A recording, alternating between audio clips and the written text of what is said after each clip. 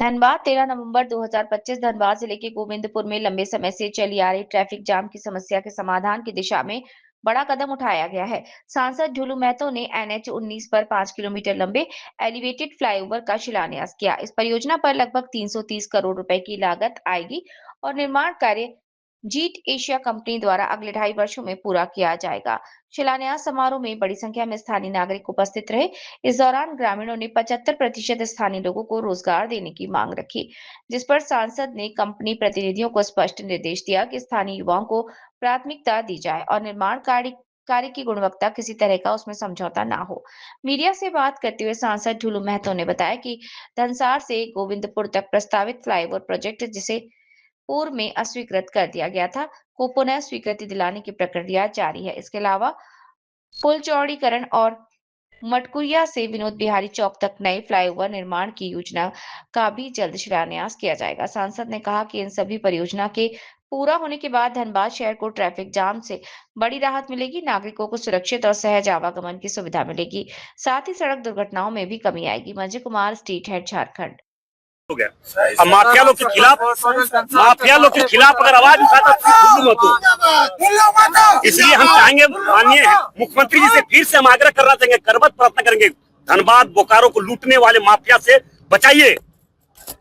बचाने का आग्रह करते हैं हम मुख्यमंत्री जी से, बचाइए, नहीं तो धनबाद लूटा जा रहा है, धनबाद लूटा जाएगा, कोई नहीं बचा सकता है। ये लोग क्राइम भी करता है, लूटता भी है, लोगों को कमजोर करता है। कोई यहाँ के गांव गरीब मजदूर किसान का बेटा अगर आगे बढ़ता है तो उसको केस में फंसाया जाता है। इस तरह की स्थिति, इस तरह की मानसिकता लोगों में है, इसलिए इन लोगों पर कोई बोलना नहीं है।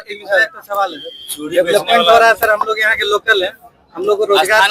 देखिए, माननीय मुख्यमंत्री जी और हमारे सरकार का भी ये संदेश है कि 75% लोग को, यहाँ के लोगों को रखना है, हर हाल में रखना चाहिए, हर हाल में रखना होगा। और कंपनी वाले से भी हम कहेंगे कि 75% यहाँ के लोगों को रखना चाहिए। देखिए, उसका प्रक्रिया है, उसका प्रक्रिया आप लोग लिख के दीजिए, उस पर हम लोग बात करेंगे। सांसद महोदय, एक यहाँ पे जो सिस्टम बनाया गया है कि 250-300 किलोमीटर के बाद का लेबर लेंगे, ये कैसे? देखिए, ये तो सच्चाई है कि अभी भी गांव घर के लोग, इस क्षेत्र के गरीब शोषित लोग, पीड़ित लोग, मजदूर लोग उपेक्षित है। 75% आरक्षण तो माननीय मुख्यमंत्री राज्य सरकार किया है, मगर उसको धरातल पर उतर नहीं पाया है। हम माननीय मुख्यमंत्री जी से आग्रह करना चाहेंगे, उसको धरातल पर उतारने का प्रयास कीजिए, क्योंकि ये सच्चाई है कि जितने भी आउटसोर्सिंग माफिया लोग चला रहा है, बाहर से मजदूर ला रहा है, उसको 7,000-8,000 में कटवा रहा है। कोई गरीब मरता है तो उसका लाश को भिजवा दिया जाता है, कोई वहां पे आंदोलन करता है तो पुलिस को भी एक मोहरा बन के काम कर रहा है। पुलिस यहाँ भी वर्दी पहनकर सिर्फ गलत करवा रहा है, करवाता है वैसे लोगों से। इसलिए ऐसे लोग, यहाँ के लोगों को जागरूक होना होगा, यहाँ के गरीब शोषित मजदूर, गांव, किसान, नौजवानों को आगे बढ़ना होगा, तभी ऐसे माफिया समाप्त हो सकता है, ऐसे भ्रष्टाचार समाप्त हो सकता है। स्टैंड की मांग गोविंदपुर में लंबे अरसे से, और 17.5 एकड़ जमीन अपना पलटन टार में अवेलेबल है, लेकिन उस पर स्टैंड नहीं बन रहा है, वो वैसे अतिक्रमण से भरा हुआ है, और स्टैंड की मांग लंबे समय से है गोविंदपुर में। देखिए, अगर राज्य सरकार के अधीन है तो हमारे माननीय विधायक इस बात को जवाब देंगे, और केंद्र सरकार के अधीन है तो उस मामला को हम देखेंगे, जरूर हम करवाने का प्रयास करेंगे। हुआ है और ये एक बहुत बड़ी उपलब्धि है, और गोविंदपुर ही नहीं, अगल बगल के जितने हैं, निरसा हो या फिर बलियापुर हो, टुंडी हो, गिरिडीह हो, ये जो मुख्य ये है, जो जाम की स्थिति बनी रहती थी, उससे एक मुक्ति का एक रास्ता साफ हुआ है, जिसका आज शुरुआत हुआ है बनना। ये बनने के बाद जाम से लोगों को मुक्ति मिलेगी, तो निश्चित रूप से ये बहुत ही महत्वाकांक्षी योजना शुरुआत हुआ है।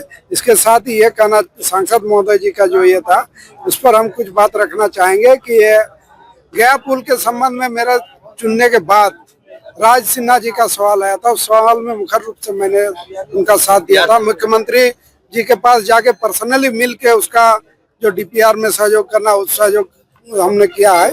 ये जो विकास की योजनाएं हैं, जो वर्षों से लंबित है, जो होना चाहिए, धनबाद को जो मिलना चाहिए, उसमें मेरे ओर से जितना हो पाता है हम भरसक पूरा कोशिश करते हैं। राज्य सरकार की तरफ से भी हम ये आश्वस्त करना चाहते हैं कि विकास की योजना में राज्य सरकार भी आड़े नहीं आएगी, क्योंकि कुछ ऐसी योजनाएं हैं जिसको राज्य सरकार वहन नहीं कर पाती है, केंद्र की है, तो उस पर यदि केंद्र की राशि हो तो निश्चित रूप से ही होगा।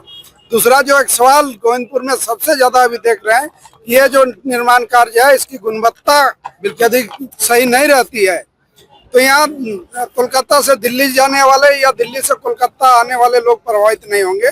प्रभावित होंगे तो यहाँ गोविंदपुर के लोग होंगे, अगल बगल के लोग होंगे। कोई यदि ऐसा कैजुअलिटी भगवान न करे ऐसा हो, तो इसलिए गुणवत्ता के साथ कहीं समझौता नहीं हो।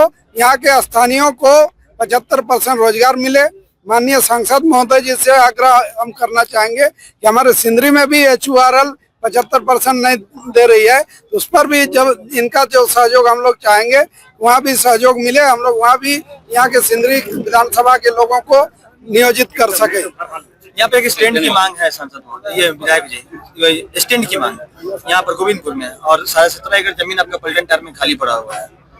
एक तो ट्रांसपोर्ट पार्क बनना है, वो प्रक्रियाधीन है। जो हैवी व्हीकल्स के लिए ट्रांसपोर्ट पार्क बनेगा। स्टैंड के जहाँ तक यहाँ के लोकल गाड़ियों के स्टैंड की बात है, जब पलटन यदि चिन्हित होता है तो उसको हम लोग जरूर करवाएंगे।